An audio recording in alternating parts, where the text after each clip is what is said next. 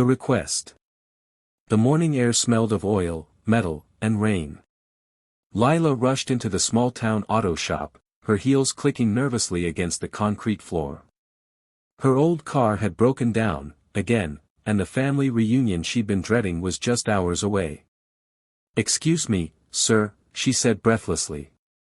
The man beneath the hood straightened, wiping his hands on a rag.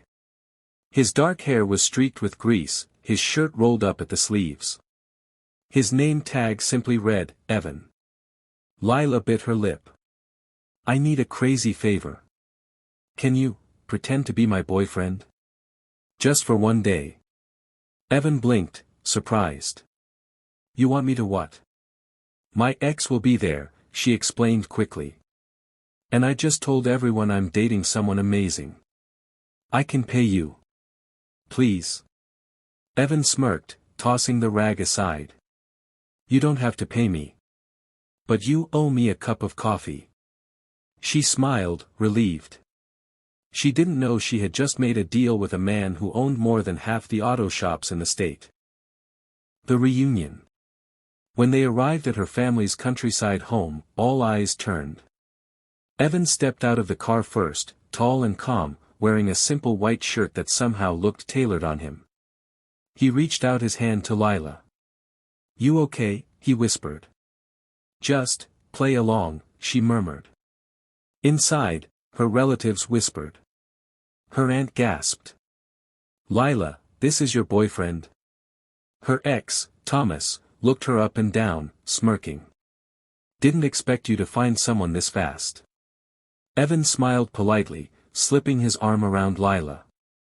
"She didn't find me. I found her, when she nearly burned her car engine out," he teased gently. Everyone laughed. Lila blushed, but for the first time, she wasn't embarrassed. As the evening went on, Evan charmed everyone, talking about fixing engines, helping neighbors, and loving simple things. But what no one knew, his private car collection in the city was worth more than her entire hometown. The secret. Later that night, after the dinner and fake smiles, Lila found Evan staring at the stars near the old barn.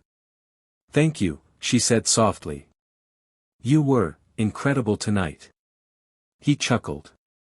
"You make it easy to pretend." Something in his tone made her pause. "Pretend?" she echoed. He turned to her, eyes gentle. "You didn't really think I'm just a mechanic, did you?" Lila frowned. "Well, you work in a garage." "I own the garage," he said quietly. "And a few hundred more." She froze. "You're, what?" He smiled, not smugly, just sadly. "A CEO. But sometimes it's easier to be a mechanic. People talk to you differently." Lila's breath caught. "So, why did you help me?" He looked at her, his eyes softening. "Because you asked me like I was a man. Not a title." The goodbye. The next morning, Evan stood by his truck, ready to leave. Lila walked up, her hair loose, heart heavy. "So, I guess the act's over." He gave a faint smile. "Unless you want to renew the contract." She laughed, but her eyes shimmered.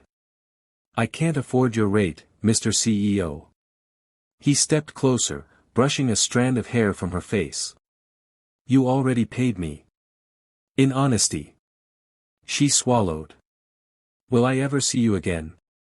He hesitated, then handed her a small card. "Bring your car by the city garage next week. I'll check it myself." She smiled through her tears. "You mean, pretend to fix it?" He grinned. "Only if you pretend to need me again." The real thing. A week later, Lila drove to the city.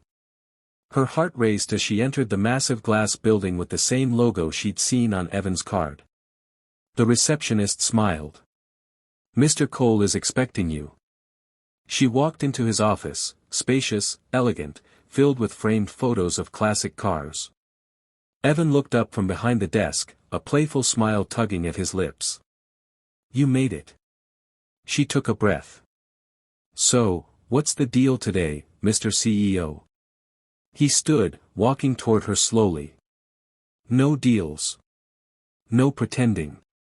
He reached out, his voice low.